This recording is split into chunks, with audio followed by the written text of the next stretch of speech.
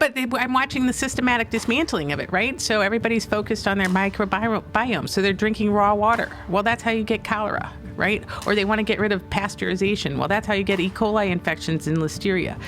They want to get rid of, vaccines. Well, that's how you get, measles and COVID and, all sorts of things like that. They're talking about, getting rid of pesticides. Well, that's how malaria makes a comeback, typhus makes a comeback, the plague makes a comeback. You really have to think about these things. Food security, everybody here takes for granted, but like we said in Kenya, it's a real big deal. So, yes, I think that it's nice to be able to, have products that help us look a little bit better, feel more confident or whatever. But those have side effects too. But those aren't going to do anything like the basics that we did in the 20th century do. So, you were a medical doctor, you were practicing all the time, and then you told me before the show got started, like the electronic medical records made it so I had no interest in moving forward. That's exactly Talk a little bit about that. I don't think people have any idea how much the electronic medical records have messed with medicine. Oh my gosh, yeah, they've been terrible.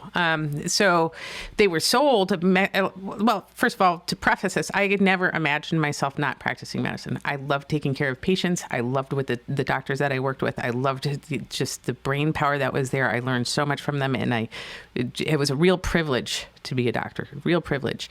That said, I've watched a bureaucratic apparatus build up that has gotten in the way and capitalized on the doctor-patient-nurse interaction.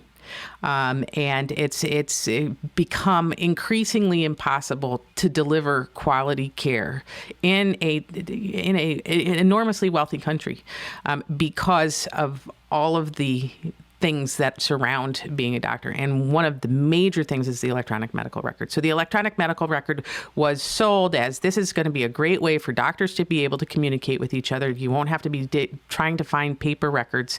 It's important for patient safety. So you get, if you have an unconscious patient, you can easily look up their record and find out what this is, or, what's been going on with them and help your differential diagnosis. It's also good because doctors have lousy handwriting, and so they'll be able to print up prescriptions and you won't make pharmaceutical mistakes that way. What it actually turned into is a big billing document for hospitals. So the doctors, the infectious disease doctors at the moment are now spending 24 extra hours per week documenting in order to be able to get paid. It also made it so that individual practices could not afford to stay as individual practices. So the High-Tech Act, which I think happened in 2010, where it was mandated that everybody move to electronic medical records.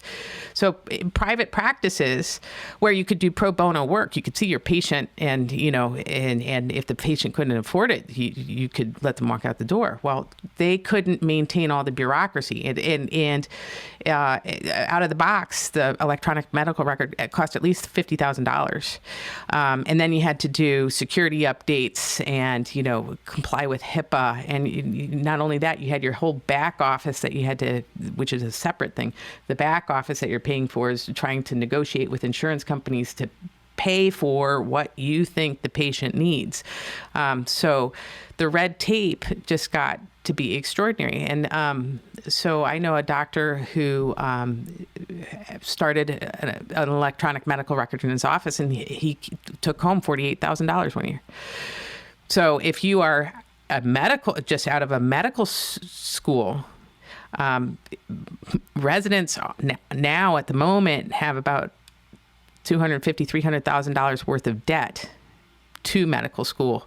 And they're doing an apprenticeship during their residencies, so they're not able to really make a big dent in those loans. So here they are finishing at around 35, 40 years old with this huge set of loans, and then they've got this huge bureaucratic apparatus. So they don't have $50,000 to drop on a electronic medical record, and then all of the money it takes to make sure that the security and patient privacy and all of that stuff is kept up. So they become employees of the hospital.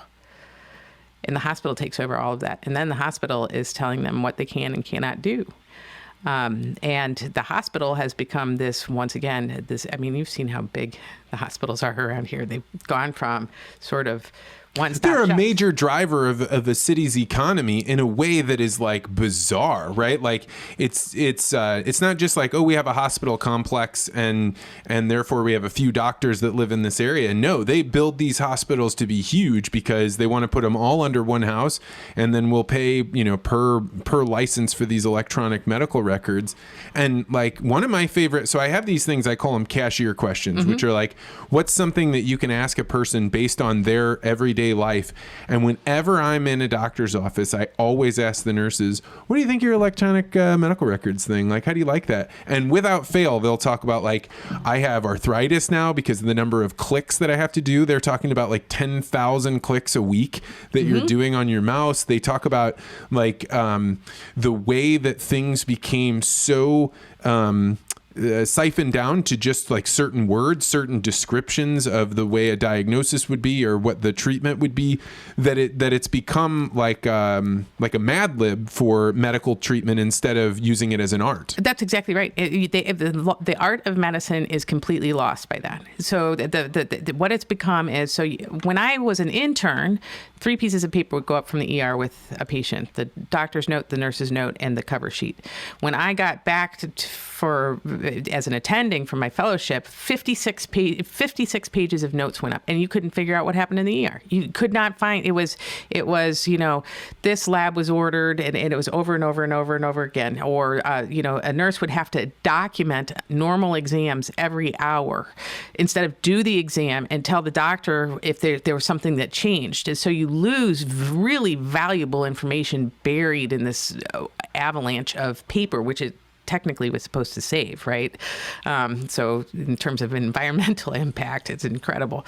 But the amount of documentation that has nothing to do with patient care, I think people in the AI world think that the art of medicine is not valuable. But one of the things that you're trained in, for example, I had a kid, my very last patient was a kid who I was called to see for a brown recluse spider bite, which can look like a little necrotic area and can cause problems in kids and things like that.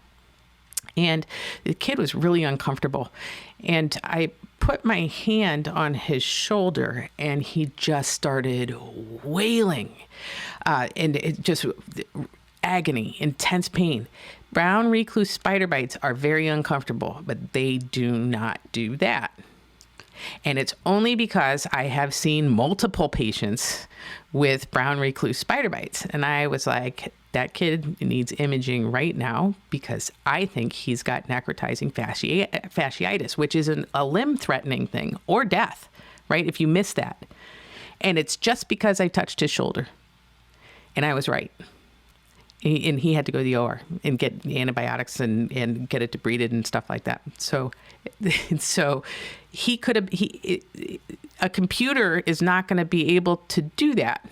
And it's not because I've got some special wizardry. It's because I've seen this so many times before. And that's what's so important. That's what people are losing sight of when it comes to medical care. They think it all should be protocolized, but different people have different problems. And I had a doctor. I went in and he was looking at like a skin thing that I had, and he looked at me for like just a couple of seconds, kind of looked at it, and then the rest of the time, instead of looking and talking at me, he's sitting there going through. He's got an iPad and he's apologizing the whole time he's doing it, but we have no interaction, right? And I think like how much of medicine in particular, like I'm an outgoing person. I'm not embarrassed. I've had enough medical problems that I can get naked in front of a doctor. Yeah. It's no problem. But there are a lot of people that can't. No. Right. And if you don't have that eye contact time with a doctor to where you're like, hey, this person's listening to me, they understand me, then when the time comes for you to bring something up with them, You're not going to. Yeah, and you might walk out of there being like,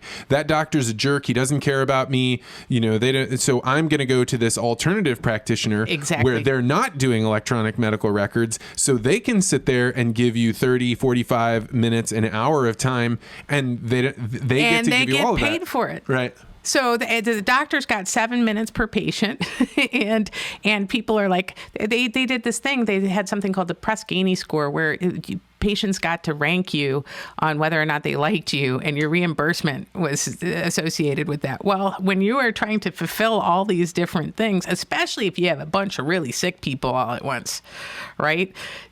You're never going to be able to live up to that kind of score. And so now you've got the kind of worst of all worlds. So you've got a doctor who's basically doing data entry, has become a data entry clerk, and a very expensive data entry clerk, and a very expensive data entry clerk who is in a huge amount of debt and cannot afford to lose their jobs.